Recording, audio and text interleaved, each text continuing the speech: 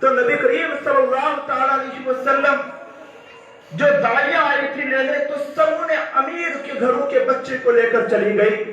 اب کہنے والے یہ کہیں گے کہ انہوں نے نبی کریم صلی اللہ علیہ وسلم کو نہیں چنا، لیکن ایک عاشق کیا کہتا ہے، ایک عقل والا کیا کہتا ہے، ایک محبت کرنے والا کیا کہتا ہے.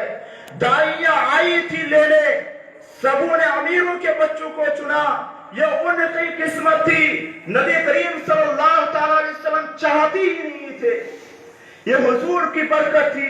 یہ حضور صلی اللہ علیہ وسلم نے جس کو چنا تھا، اللہ کے رسول اسی کے ساتھ جانے والے تھے. رسول نے چنا ہی نہیں تھا ان لوگوں کو کہ وہ لوگ لے کر جائے. جب دائی حلیمہ آئی تو دیکھا ایک ہی بچہ ہے جو یتیم ہے، جن کا پیدا ہونے سے پہلے 6 مہینے پہلے ان کے والد کا گزر ہو چکا ہے.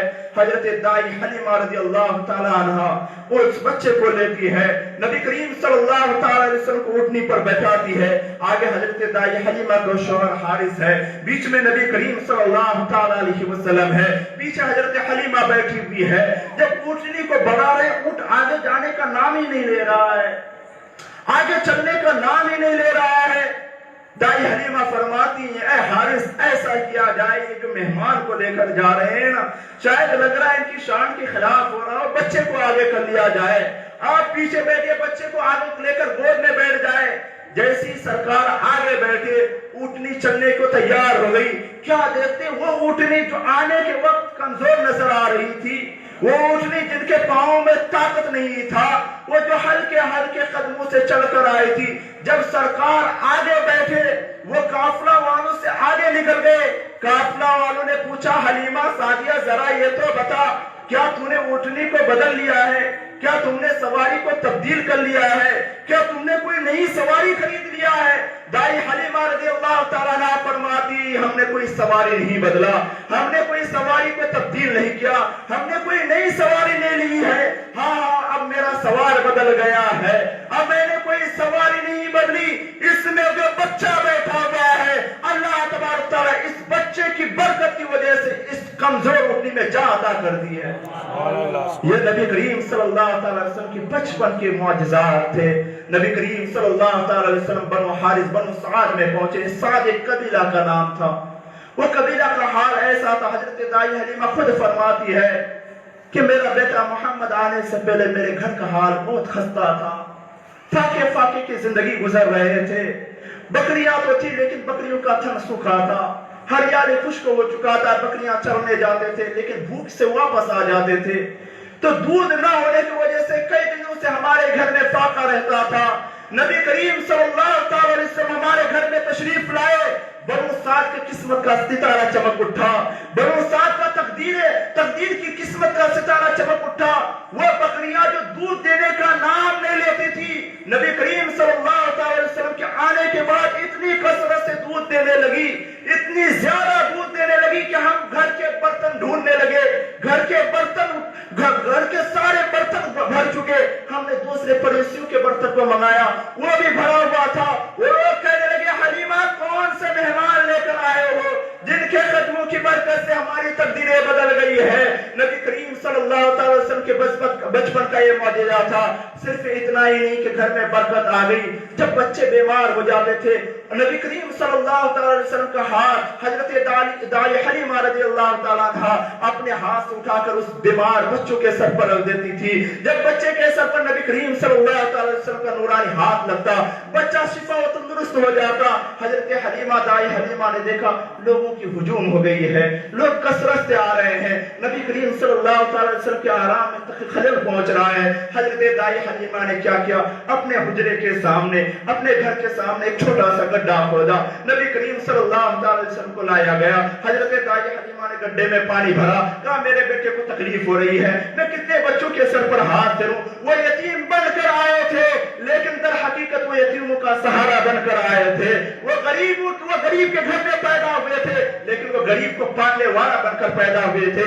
हजरत दाई हलीमा परेशान हो गई, कहा कितने के सर पर मेरा बेटा हाथ फेरेगा। ऐसा किया, एक गड्ढा बनाया, गड्ढे में पानी भरा। हजरत दाई हलीमा रज़ियल्लाहु ताला अन्हा हम नबी करीम सल्लल्लाहु ताला अलैहि वसल्लम को उठाकर उस गड्ढे के पास लेकर गई, हाथ को डाल दिया। नबी करीम सल्लल्लाहु ताला अलैहि वसल्लम का दस्ते अनवर उस पानी पर गया।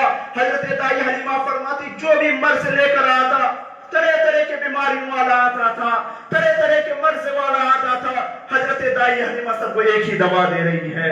हजरत दाई हलीमा सबको एक ही दवा पेश कर रही है। तरह तरह के बीमारियों वाला आता है, हजरत दाई हलीमा फरमाती है, मैं उठाकर उसको उस गड्ढे से पानी उठाकर उसके बर्तन में भर देता, वो वापस चला जाता। उस पानी को जैसी अपने हलक के अंदर डालता, अल्लाह तबारक तआला उस पानी की बरकत से उसको तमाम बीमारियों से शिफा अता फरमा देता। ये मेरे दस्ते कुदरत का ये मुआजिज़ा है। नबी सल्लल्लाहु अलैहि वसल्लम के बचपन का जमाना है। आप देखते होंगे आपके घर में जब बच्चा पैदा होता है, बच्चे की दिल बहलाने के लिए, बच्चों के मन लगा रहने के लिए कि माँ काम कर ले, बच्चा खिलौना से खेल ले। हर एक बाप, हर एक माँ, हर एक घर वाले बच्चे के लिए खिलौना के इंतजाम करते जिससे बच्चा खेलते हैं। पहले मिट्टी का खिलौना हुआ करता था, जमाना आगे बढ़ गया है, अब प्लास्टिक और शीशे का खिलौना होता है और आगे बढ़ गया है। आप 10-12 हजार का खिलौना बच्चे के लिए मुकर्रर हो गया है। जमाना आगे बढ़ता गया, पहले मिट्टी का खिलौना था, लेकिन अल्लाह तबारक तआला ने मेरे हुजूर को नूर बशर बनाकर भेजा था। उनका खिलौना भी निराली था, उनका खिलौना भी अजब शान और शौकत वाला था। हजरत दाई हलीमा रज़ियल्लाहु ताला अन्हा फरमाती है, जब रात हो गया, जब रात की अंधेरी छा गई, मैंने अपने बेटे मोहम्मद को दूध पिलाया। दूध पिलाने के बाद एक झूला में सुला दिया। सुलाने के बाद मेरे दिल को इत्मीनान हासिल नहीं हुई। मैं बार बार जाकर देखती कि मेरा बेटा मोहम्मद जाग रहा है कि सो रहा है, मेरा बेटा मोहम्मद जाग रहा है या सो रहा। हजरत दाई हलीमा जाती है, देखती है, फिर आकर अपने बिस्तर पर बैठती है, फिर दिल तरफ उठता है कि मेरे बेटे को देख लूं। वो चेहरा ही ऐसा था जिसको बार बार देखने का शौक पैदा हो। हजरत दाई हलीमा रज़ियल्लाहु ताला अन्हा फरमाती, एक बार मैं उठी कि मैं देख लूं कि मेरा बेटा मोहम्मद सो रहा है या जाग रहा है, मेरा बेटा मोहम्मद के आराम में तो कोई खलल नहीं पहुंच रहा है। हजरत दाई हलीमा रज़ियल्लाहु ताला अन्हा फरमाती है, जब मैं सरकार के करीब गई, क्या देखती हूँ कि 14वीं का चांद चमक रहा है, मेरा बेटा मोहम्मद का चेहरा भी चमक रहा है। मेरे नजर नबी करीम सल्लल्लाहु अलैहि वसल्लम मेरे बेटे मोहम्मद के हाथ की तरफ गया।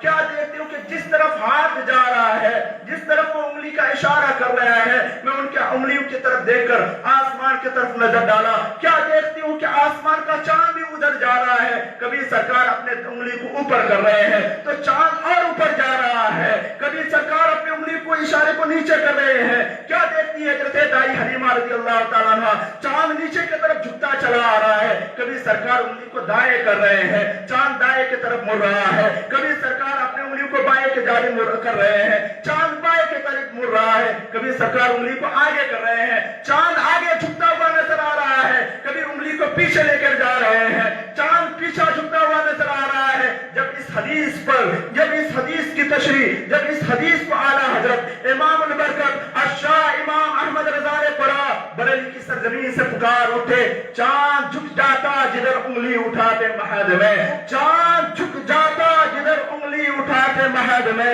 क्या ही चलता था इशारों पर खिलौना नूर का, क्या ही चलता था इशारों पर खिलौना नूर का। हमारे बच्चे मिट्टी के खिलौने से खेलते हैं, जमाना आगे बढ़ गया तो प्लास्टिक के खिलौने से खेल रहे हैं, और तरक्की किया तो शीशे के खिलौनों से खेल रहे हैं। लेकिन मेरा सरकार का खिलौना भी अजीब था, उनके खेलने के सामान भी अजीब थे।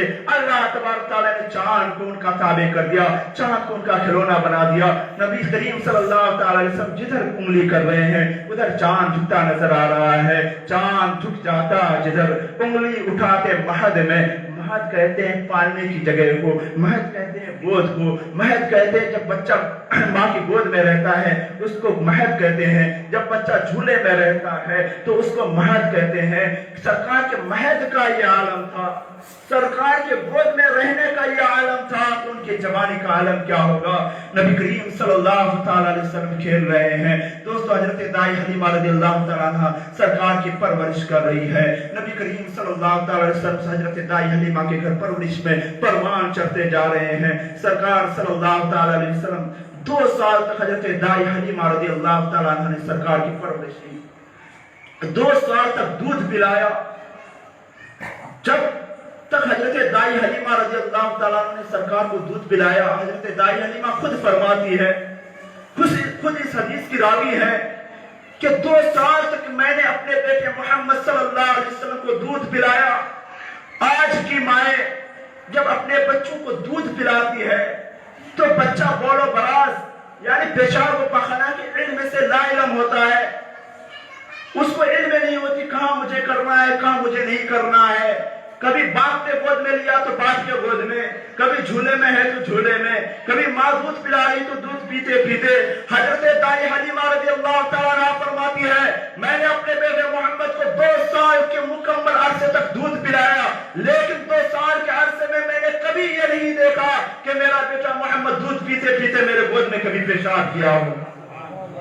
2 سال تک دودھ پلایا نبی کریم صلی اللہ علیہ وسلم۔ کبھی بھی جب بھی حضرت دائی حلیمہ نے دودھ پلایا، نہ ہی کبھی گود میں کیا نہ کبھی جھولے میں بستر میں کیا۔ جب سرکار زمین پہ کھیلتے تھے تب جا کر وہ اپنی رفع حاجت کرتے تھے۔ یہ تو نبی کریم صلی اللہ علیہ وسلم کے بچپن کا علم کا عالم تھا۔ اب دیکھیں ایک انصاف کا عالم، دودھ پیتے زمانے کا انصاف کا عالم، دودھ پیتے زمانے کا عدل کا عالم۔ جب سرکار دودھ پی رہے تھے، حضرت دائی حلیمہ رضی اللہ تعالیٰ عنہ بیان فرماتی ہے کہ میرا بیٹا محمد میں نے 2 سال کے عرصے تک دودھ پلایا، میرے بیٹے نے 2 سال تک دودھ پیا، لیکن محمد صلی اللہ علیہ وسلم ایک ہی سائے میں سے ایک ہی جانب سے دودھ پیتا، دوسرے جانب منہ نہیں لگاتا۔ جب سرکار بڑے ہوئے، حضرت دائی حلیمہ نے خود پوچھا بیٹا ایک ہی طرف سے دودھ پیتا تھا دوسری طرف منہ بھی نہیں لگاتا تھا؟ کہا اماں یہ میرا انصاف کا عالم تھا، یہ میرا عدل کا عالم تھا۔ جب میں تیرے گھر آئی تھی میں نے دیکھا تھا کہ ایک میرا رضائی بھائی بھی ہے عبداللہ، جس کا نام عبداللہ تھا، وہ دائی حلیمہ کا سگا بیٹا تھا، وہ بھی شیر خوارگی کے عالم میں تھا، ان کا بھی بچپن کا زمانہ تھا۔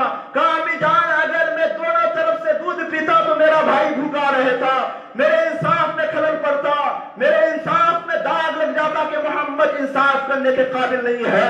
اے اماں حلیمہ میں ایک طرف سے دودھ اس لیے پیتا تھا کہ دوسری جانب سے میرا بھائی عبداللہ دودھ پیا کرے۔ یہ میرے نبی کے بچپن کے معجزات تھے، بچپن کے انصاف کا عالم تھا۔ سرکار صلی اللہ تعالیٰ علیہ وسلم 2 سال کے بعد سرکار نے 3 عورتوں کے بطن سے دودھ پیا۔ ایک ان کی اماں حضرت آمنہ رضی اللہ تعالیٰ عنہ، دوسری ابو لہب کی لونڈی جس کو میں نے بتایا تھا ابو لہب نے سرکار کی آمد کی خوشی میں جس کو آزاد کیا تھا، سوبیا، ان کے بطن سے دودھ پیا۔ تیسری عورت حضرت دائی حلیمہ رضی اللہ تعالیٰ عنہ کے بدن سے دودھ پیا۔ سب سے لمبا عرصہ حضرت دائی حلیمہ کے بدن سے دودھ پیا۔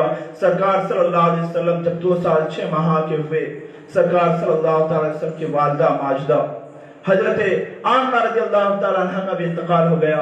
اللہ کے رسول صلی اللہ تعالیٰ علیہ وسلم حضرت ام ایمن کے سرپرستی پر اپنے جوانی کو گزارنے لگے۔ پھر حضرت دائی حلیمہ واپس آئی۔ سرکار کے بغیر رہا نہیں جاتا تھا۔ جس نے اس مخرے کی زیارت کی ہو، جس نے اس چہرے کو دیکھا ہو، وہ بغیر دیکھر کیسے رہ سکتے ہیں؟ وہ بغیر اس چہرے کی زیارت کے بغیر کیسے رہ سکتا ہے؟ حضرت دائی حلیمہ پھر آئی، کہا ہے بہن آمنہ ہم نے اس بچے کو چھوڑ کر گیا ہے، جی نہیں لگ رہا ہے۔ پھر وہی قحط پڑ گیا ہے، پھر وہی سوکھی کا زمانہ آ گیا ہے، پھر وہ قحطوں کا وہی فاقہ کسی کے دن گزر رہے ہیں۔ برکتیں ختم ہو گئی ہے، برکتیں چھین لے گئی ہے۔ اگر آمنہ اجازت دیتی ہو تو پھر میں محمد کو لے کر جاؤں۔ حضرت دائی حلیمہ نے جب اصرار کیا، ان کی اماں جان حضرت آمنہ نے کہا لے جا سکتی ہو۔ سرکار صلی اللہ تعالیٰ علیہ وسلم پھر 4 سال کا لمبا عرصہ حضرت دائی حلیمہ کے گھر گزارا۔ مکمل 6 سال اللہ کے رسول صلی اللہ تعالیٰ علیہ وسلم نے اپنے بچپن کا زمانہ دائی حلیمہ رضی اللہ تعالیٰ عنہ کے گھر میں گزارا۔ سرکار صلی اللہ تعالیٰ علیہ وسلم جب دائی حلیمہ رضی اللہ تعالیٰ عنہ جب چلنے کے قابل ہوئے ان کے گھر میں، دائی حلیمہ کے گھر میں، تو اپنے رضائی بہن حضرت شیمہ کے ساتھ، ان کا نام اصل نام جزامہ تھا، ان کا لقب شیمہ ہے، ان کا 2 رضائی بھائی بھی تھا، ایک کا نام عبداللہ دوسرے کا نام حذیفہ۔ ان کے ساتھ بکریاں چرانا یہ غلط لفظ ہے کہ سرکار بکریاں چرائے، یہ سرکار کی شان میں توہین ہے۔ سرکار بکریوں کو دانا کھلانے لے جاتے تھے، पेट भरने के लिए सैराब करने ले जाते थे, ये सही लफ्ज है। कोई ये कहता है कि सरकार बकरियां चराने के गए थे, ये गलत जुमला है। सरकार सल्लल्लाहु ताला अलैहि वसल्लम अपने भाइयों के साथ बकरियों को खिलाने के करके से जंगल में जाते थे। एक दिन सरकार सल्लल्लाहु ताला अलैहि वसल्लम नहीं गए। जब सरकार नहीं गए तो जंगल के हैवानात, देखिए वह हैवान भी कैसे मोहब्बत करते थे। आज अक्ल रखने के बावजूद हम उनसे बगावत रखते हैं। आज अक्ल यार है बड़ा धोखा देती है, इश्क तो यार भी खुद बना देती है। अक्ल के पीछे चलोगे तो कहीं के रहोगे। इश्क लाओ, इश्क के ऊपर अक्ल गलबा ना पाए, अक्ल के साथ साथ इश्क रहना जरूरी है। अक्ल देखिए, अगर अक्ल के पीछे जाओगे ना, जब इंसान नापाक हो जाता है, हवा खारिज हो जाती है। अक्ल क्या कहता है? शरीयत ये कहती है जब तुमसे हवा खारिज हो जाए ना तो चेहरा को धो, हाथ को धो, मसह करो, पाँव को धो, यानी वजू कर लो, तुम पाक हो जाओगे। शरीयत ये कहती है। लेकिन जब अक्ल के पीछे कहोगे ना, कहोगे तो हवा खारिज होने की जगह तो कोई और है, धोना तो वहां चाहिए।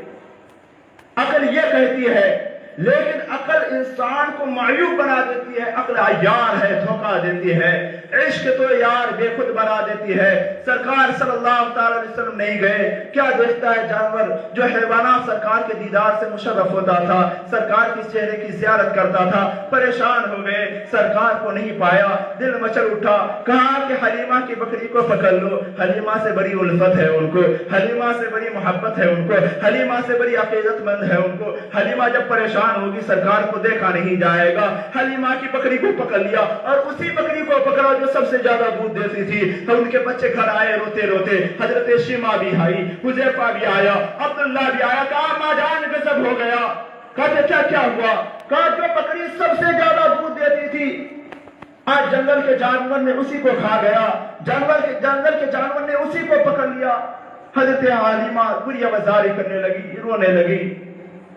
नबी करीम सल्लल्लाहु अलैहि वसल्लम इसी इस्लाम में कहा मजान क्या हुआ? कहा बेटा मोहम्मद फिर साके के दिन शुरू हो जाए।